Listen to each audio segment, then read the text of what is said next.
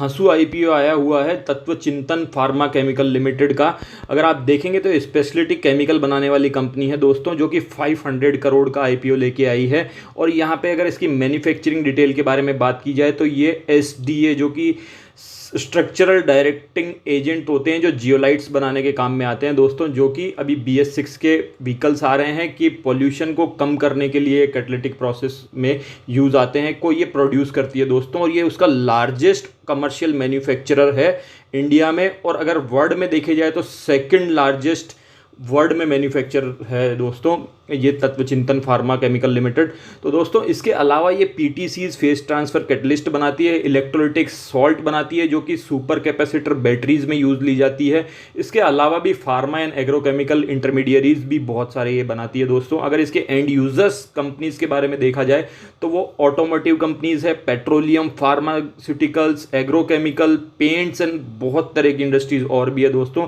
और इसके अगर क्लाइंट्स की बात की जाए तो बहुत ही शानदार यहाँ पे देखा जा रहा है कि मर्क लिमिटेड जैसे भी बड़े बड़े क्लाइंट्स, एशियन पेंट्स जैसे क्लाइंट्स इसके हैं। और इसके अलावा 70% रेवेन्यू इस कंपनी की एक्सपोर्ट से आती है, और 25 कंपनीज में ये एक्सपोर्ट करती है अपना प्रोडक्ट, जिसमें कि US, UK और चाइना भी शामिल है दोस्तों। इसके अलावा इसकी ग्रीन केमिस्ट्री से बहुत से प्रोडक्ट बनाए जाते हैं, तो ये पॉल्यूशन बिल्कुल नहीं करती है। और BS6 के व्हीकल्स के बारे में मैंने आपको बताया कि जो जियोलाइट यूज़ आता है उसको ये प्रोड्यूस करने वाली लार्जेस्ट मैन्युफैक्चरर है। और इसके अलावा दोस्तों इलेक्ट्रोलिटिक सॉल्ट डिवीज़न भी इसका है, जो कि बहुत ही अच्छी ग्रोथ देख रहा है भविष्य में, जैसे जैसे इलेक्ट्रिक व्हीकल का आगे फ्यूचर आने वाला है। दोस्तों तत्वचिंतन के आईपीओ की बात अगर की जाए तो मैंने जैसा आपको बताया कि आईपीओ की लॉट साइज 500 करोड़ की है, जिसमें से 275 करोड़ यहाँ पे ऑफर फॉर सेल है, 225 करोड़ का फ्रेश इशू है। ये अपने प्रोडक्ट की प्लांट की कैपेसिटी एनहांस करने के लिए यहाँ पे आईपीओ लेके आई है दोस्तों। इसके अलावा सब्सक्रिप्शन के प्राइस बैंड की बात की जाए तो 1073 से 1083 का प्राइस बैंड है, मतलब आपको 1083 पे इसको सब्सक्राइब करना पड़ेगा। और डेट्स की बात की जाए तो 16 जुलाई से 20 जुलाई तक ये आईपीओ ओपन है, जहाँ पे कि आप इसको सब्सक्राइब कर सकते हैं। पोस्ट आईपीओ प्रमोटर होल्डिंग यहाँ 79.17 की होगी, और इसके मार्केट कैपिटलाइजेशन अगर ये 1083 पे लिस्ट होता है तो 2400 होगा, मतलब कि एक स्मॉल कैप कंपनी है। और आईपीओ की लॉट साइज एक लॉट की 13 शेयर्स है, 13 शेयर्स आपको मिलेंगे अगर आपको आईपीओ यहाँ मिलते हैं। कंपनी के स्ट्रेंथ के बारे में बात की जाए तो जैसा मैंने आपको बताया कि ये लार्जेस्ट एंड ओनली मैन्युफैक्चरर है एसडीए की, जो कि जियोलाइट बनाने के काम में आता है दोस्तों। और इसके अलावा इसकी R&D फैसिलिटीज़ है वडोदरा में, जिसमें कि पास्ट 10 ईयर में इसने 82 प्रोडक्ट्स को कमर्शियलाइज कर दिया है दोस्तों।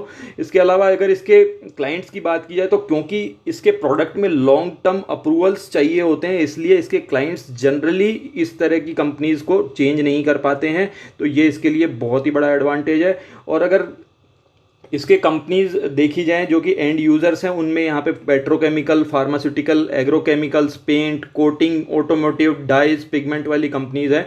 तो कंपनी यहाँ पे किसी भी तरीके से साइक्लिक बिजनेस नहीं रखती है, इसका 12 months in a year business चलता ही रहता है दोस्तों। कुछ अगर वीकनेसेस की बात करें तो कंपनी के पास में किसी तरह के पेटेंट्स नहीं है। अगर पेटेंट्स नहीं होते हैं तो कंपनी को अपने प्रोडक्ट को हमेशा ही अप्रूव करता ही रहना पड़ता है मार्केट में, तो जो इसके साथ में एक थोड़ी सी रिस्क बना है। इसके अलावा इसके टॉप 10 कस्टमर से 60% की रेवेन्यू आती है दोस्तों, तो वो वहाँ पे इस कंपनी को थोड़ा सा देखना पड़ेगा कि जनरलाइज करना पड़ेगा, अपने कस्टमर्स और बढ़ाने पड़ेंगे। और इसका वर्किंग साइकिल देखा जाए, अगर वर्किंग कैपिटल साइकिल तो मोर देन 150 डेज़ का है, तो इस वजह से कंपनी को थोड़ा शॉर्ट टर्म डेट लेना पड़ता है, तो इसके बारे में भी कंपनी को फ्यूचर में सोचना पड़ेगा। अगर आईपीओ क्वेरीज देखें रिटेल इन्वेस्टर्स की, तो वो जो कि बात करें तो अगर कंपनी के बिजनेस स्केल अप होगा या नहीं, तो डेफिनेटली होगा दोस्तों। यहाँ पे 68% की कैपेसिटी पे अभी कंपनी वर्क कर रही है, जिसको अगर ये बढ़ाती है भविष्य में तो बहुत ही ईजिली अपने बिजनेस को स्केल अप कर सकती है। अगर इसके ब्रांड की बात की जाए तो दोस्तों B2B कैटेगरी का बिजनेस है ये, यहाँ पे ब्रांड से कोई ज़्यादा मतलब नहीं होता। अच्छा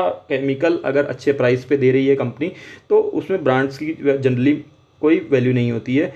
डज कंपनी है क्रेडिबल मोट। अगर मोट की बात की जाए तो दोस्तों जैसा मैंने आपको बताया, ये SDA, PTCs और इलेक्ट्रोलिटिक सॉल्ट बनाने वाली कंपनी है। बहुत ही टेक्निकल इसके प्रोडक्ट होते हैं और ये लार्जेस्ट इसका मैन्युफैक्चरर है SDA बनाने का। तो दोस्तों यहाँ पे कंपनी का एक मोड़ रखती है इस चीज़ में और बहुत ही अच्छा फ्यूचर नज़र आता है और कंपनी को ईजिली रेप्लिकेट भी नहीं कर पाएगा कोई, क्योंकि बहुत ही टेक्निकल प्रोडक्ट इसके हैं। मैनेजमेंट इसका ट्रस्टवर्दी है, किसी भी तरह का देखा जाए तो अकाउंटिंग पॉलिसी में फॉल्ट नहीं पाया गया है, कंपनी पे किसी तरह की कोई लिटिगेशन पेंडिंग नहीं है कोर्ट में, और कंपनी की अकाउंटिंग पॉलिसी अच्छी है। कंपनी ने के प्रमोटर्स का किसी भी तरीके से प्लेजिंग भी नहीं है ओपन मार्केट में, और इसके अलावा इसका debt to equity ratio less than 1 है, 0.18 यहाँ पे डेट टू इक्विटी रेशियो देखा जाता है। अगर इसके पीयर ग्रुप से इस कंपनी को कंपेयर करें तो दोस्तों आपको नजर आएगा Aarti industries, alkyl amine, fine organics, Navin fluorine, Vinati organics, इस तरह की कंपनियां हैं जो कि इसकी कंपिटिटर है, जो लास्ट 1 ईयर में बहुत ज़्यादा चल चुकी है, क्योंकि यहाँ पे देखा जा रहा है चाइना में भी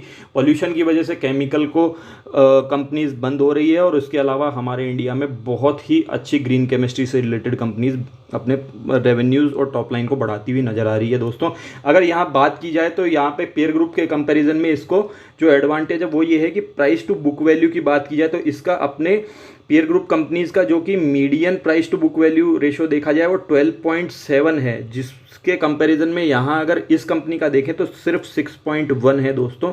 और इसके अलावा भी अगर मीडियन पी की बात की जाए पीयर ग्रुप की कंपनी की तो वो 73 के आसपास आता है दोस्तों। और यहाँ पे अगर आप देखेंगे तो इस कंपनी का प्राइस टू अर्निंग रेशियो 45.9 है, ये इसको बहुत ही अच्छा कंटेंडर बनाता है, जिससे कि आपको बहुत अच्छे लिस्टिंग गेन मिल सकते हैं। अगर इसके सब्सक्रिप्शन डिटेल की बात करें तो रिटेल इंडिविजुअल ने डे 1 पे 16 जुलाई को आज देखें तो 5.01 टाइम्स सब्सक्रिप्शन ऑलरेडी कर चुके हैं दोस्तों। टोटल सब्सक्रिप्शन यहाँ पे 2.6 का ऑलरेडी हो चुका। मुझे लगता है ये सब्सक्रिप्शन बहुत ज़्यादा बढ़ेगा दोस्तों यहाँ पे। और ग्रे मार्केट प्रीमियम की भी बात करें तो 700 रुपीज़ का पर शेयर प्रीमियम मिल रहा है, जो कि लगभग 65% का गेन अभी है। और जैसे जैसे ये सब्सक्रिप्शन बढ़ता जाएगा उस तरीके से ग्रे मार्केट प्रीमियम भी मुझे लगता है दोस्तों बढ़ेगा।